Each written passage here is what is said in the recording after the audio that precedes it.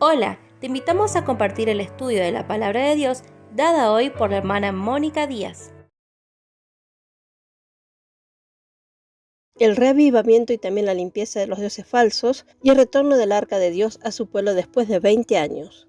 Estamos considerando el estudio en el libro de 1 de Samuel y en la continuidad del capítulo 7, vemos el reavivamiento y el retorno del arca de Dios a su pueblo después de haber transcurrido 20 años, y también de la limpieza de los dioses falsos que el pueblo debió hacer. En 1 de Samuel capítulo 7, verso 4, hallamos a Astarot o Astarte. Leemos el pasaje. 1 de Samuel capítulo 7, verso 4. Entonces los hijos de Israel quitaron a los Baales y a Astarot y sirvieron solo a Jehová. Ella era la diosa de los sidonios, como se puede ver en 1 de Reyes capítulo 11, verso 33, y fue adorada por Israel en tiempos de declinación espiritual, como vemos en Jueces capítulo 2, verso 13 y capítulo 10, verso 6, donde leeremos ahora los pasajes. 1 de Reyes capítulo 11, verso 33. Por cuanto me han dejado y han adorado a Astoret, diosa de los sidonios, a Quemos, dios de Moab, y a Moloc, dios de los hijos de Amón, y no han andado en mis caminos para hacer lo recto delante de mis ojos, y mis estatutos y mis decretos, como hizo David su padre. Jueces capítulo 2, verso 13.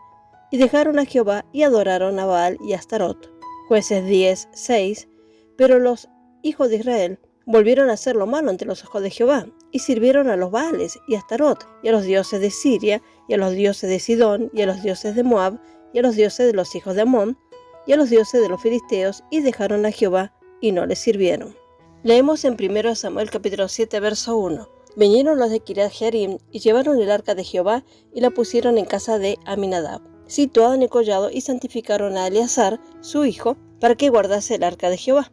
Veremos los significados de los nombres en este versículo. Astarot significa coronas, Baal significa señor o dueño, Kiriat Jearim significa la ciudad de los bosques, Aminadab significa padre de generosidad, padre es noble, padre del dador dispuesto. Sacamos una gran lección espiritual para nosotros. Cuando el pueblo de Dios no está en victoria y cuando la presencia del Señor no se manifiesta entre ellos, es un llamado, una exhortación al verdadero arrepentimiento y un rendir completo al Señor con humildad y oración.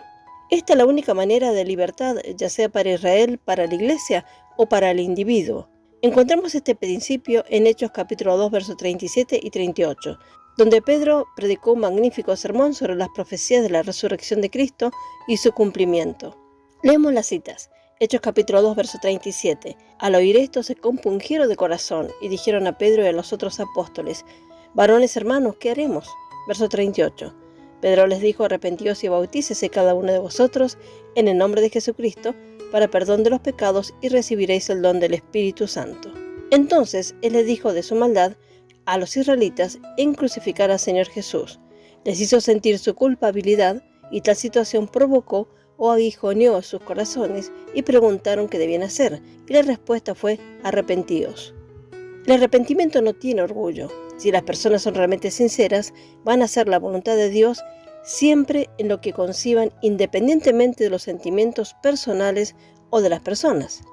La obediencia a Dios siempre trae beneficio, así que por fin Baal y Astarot fueron abandonados y en toda la tierra solo Jehová fue anunciado. No hay otro Señor, no Baal, sino Jehová. No hay otra corona, no victoria, Astarot, sino Jehová. Así comenzó la reactivación o la reacción o el reavivamiento, y esta continúa en la medida en que se juzga con justicia y solicitud en el Señor. Samuel tomó el lugar de mediador. En este punto fue por supuesto claramente el profeta y no el sacerdote, en relación con el profeta que trae el mensaje de Dios. El lado subjetivo hace hincapié en la salvación, el arrepentimiento y el volverse a Dios, pero Samuel se dirigió a Dios por las personas y ofreció el sacrificio sacerdotal. Leemos en 1 Samuel capítulo 7, verso 6. Y se reunieron en Mizpa, y sacaron agua, y la derramaron delante de Jehová, y ayunaron aquel día. Y dijeron allí: contra Jehová hemos pecado. Y juzgó Samuel a los hijos de Israel en Mizpa.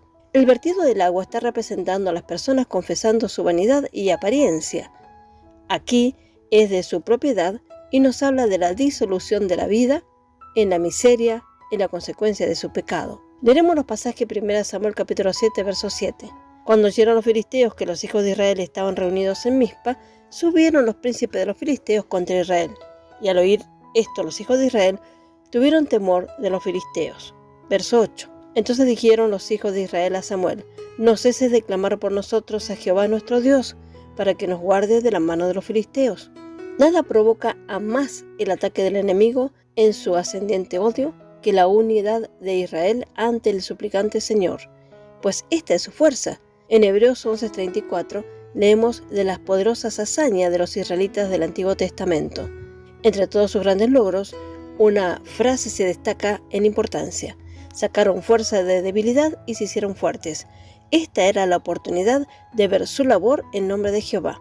Y leamos la cita, Hebreos 11:34. Apagaron fuegos impetuosos, evitaron filo de espada, sacaron fuerza de debilidad, se hicieron fuertes en batalla y pusieron en fuga ejércitos extranjeros. Nos dice que Dios hizo. ¿Cuándo Jehová no se presentó hacia los que le buscan? Este capítulo es el directo contraste con el capítulo 4. Ellos no tenían ahora tanta confianza en sí mismos. Antes, primeramente, habían salido contra los filisteos una vez en su propia fuerza y fueron humillados. Esta vez Dios quería entregar a los filisteos en sus manos. Ellos eran más débiles, pero prudentes. Israel descubrió que era Dios quien luchaba sus batallas. Inmediatamente ellos reconocieron su omnipotencia. Observe que ni siquiera se menciona el arca, sino que esperaban solo en Dios. Como Samuel ofreció el holocausto, señaló cerca de los filisteos. ¿Quién podría convertir a una multitud de débiles gentes asustadas por los guerreros? Su debilidad aún más magnifica la fuerza y la gloria de Dios. El Señor tronaba y los filisteos fueron atemorizados. 1 Samuel capítulo 7, verso 9. Y Samuel tomó un cordero de leche y lo sacrificó entero en el holocausto a Jehová, y clamó Samuel a Jehová por Israel, y Jehová le oyó. Verso 10. Y aconteció que mientras Samuel sacrificaba el holocausto, los filisteos llegaron para pelear con los hijos de Israel. Mas Jehová tronó aquel día con gran estruendo sobre los filisteos, y los atemorizó, y fueron vencidos delante de Israel. Verso 11. Y saliendo los hijos de Israel de Mizpa, siguieron a los filisteos, hiriéndolos hasta abajo de Bet-car.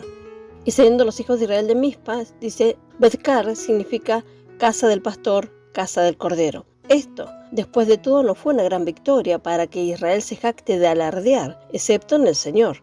Fue una victoria, por lo tanto, segura y gloriosa, y la mejor que podía. 1 Samuel capítulo 7, verso 14, y leemos: y fueron restituidas a los hijos de Israel las ciudades que los filisteos se habían tomado a los israelitas, desde Ecrón hasta Gat. E Israel libró su territorio de mano de los filisteos, y hubo paz entre Israel y el amorreo. Ecrón significa desarraigo. Gat significa lagar. Israel es visto ahora como identificado con el cordero sacrificado en su nombre, que abrigaba y es feliz. Ebenezer, que significa piedra de ayuda o de socorro, por fin gana su nombre. Las ciudades fueron recapturadas. Todo lo que se perdió a través de la incredulidad fue restaurado por el arrepentimiento verdadero. 1 Samuel capítulo 7, verso 15 leemos: y juzgó Samuel a Israel todo el tiempo que vivió. Verso 16, y todos los años iba y daba vuelta a Betel, a Gilgal y a Mizpa, y juzgaba a Israel en todos estos lugares. Verso 17, después volvía a Ramá, porque allí estaba su casa, y allí juzgaba a Israel y edificó allí un altar a Jehová. La enseñanza típica que hallamos: Samuel es tipo de Cristo como cabeza de la iglesia. Viajando en el circuito característico de estos nombres es el del continuo calificar que tiene lugar en la iglesia. Cada una de estas ciudades representa una etapa distinta o distintiva de la verdad. Primero, Betel significa casa de Dios y sugiere nuestro cuerpo como su templo. Cristo, como un hijo más de su propia casa, tiene derecho a examinar nuestro camino y el trabajo o su obra. Vemos en Hebreos capítulo 3, verso 6 y leemos: pero Cristo, como hijo sobre su casa, la cual casa somos nosotros, si retenemos firme hasta el fin la confianza y gloriarnos en la esperanza. Juan, en Apocalipsis capítulo 1, da una descripción de 9 puntos o características de Jesús como el juez andando en medio de los 7 candeleros de oro. Véase también Apocalipsis capítulo 2, verso 1, donde el Padre le dio autoridad para juzgar a todos los hombres, y la sentencia o el juicio está en curso ahora. Juan capítulo 5, verso 22. Él nos examina a nosotros por la palabra. Nos enteramos por la palabra si somos carnales o espirituales, y nuestras acciones e incluso nuestros pensamientos e intenciones se pesarán por ella, por la palabra de Dios, según vemos en Hebreos capítulo 4, verso 12. Ahora leeremos las citas. Apocalipsis capítulo 2, verso 1. Escribe el ángel de la iglesia en Éfeso, el que tiene las 7 estrellas en su diestra, el que anda en medio de los 7 candeleros de oro, dice esto. Juan capítulo 5, verso 22. Porque el Padre a nadie juzga, sino que todo el juicio dio al Hijo. Hebreos capítulo 4, verso 12. Porque la palabra de Dios es viva y eficaz, y más cortante que toda espada de 2 filos, y penetra hasta partir el alma y el espíritu, las coyunturas y los tuétanos, y discierne los pensamientos y las intenciones del corazón. Descubrimos lo que agrada o desagrada al Señor. ¿Podemos saber de esperar una recompensa o no? El testimonio de Pablo al final de su carrera terrenal es un testimonio de la sentencia de Cristo a su ministerio. Esta se encuentra en 2 de Timoteo capítulo 4, versos 6 al 8. Pablo sabía cuándo llegó a su fin y que la carrera fue ganada. ¿Cómo supo tanto? ¿Fue a adivinar?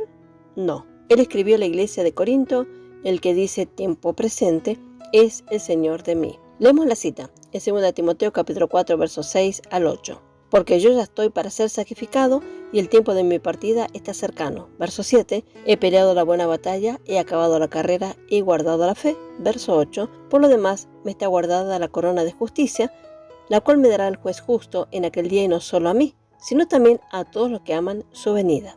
El Señor había visto su trabajo y lucha contra los que no creen y le culpan juzgándolo. Pablo ha dado a los santos la justa sentencia ejercida sobre él y en él por el Señor día tras día. El juez ha hecho su trabajo. Luego el veredicto fue dado.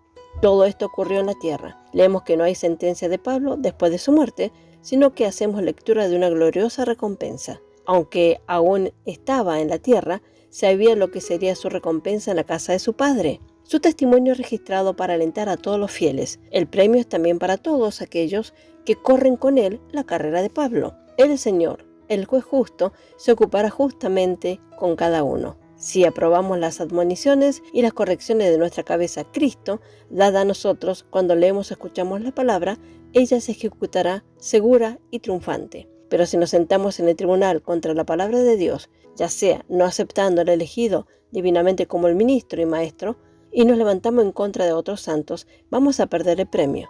Que meditemos la palabra y permitámosle al Espíritu Santo iluminarnos para la comprensión de la misma. Hola, los saludamos de parte del canal El Evangelio de la Gloria. Los invitamos a suscribirse a nuestro canal de YouTube y activar la campanita de notificaciones para que les llegue toda la nueva info a medida que subimos cada video. Dios les bendiga ricamente.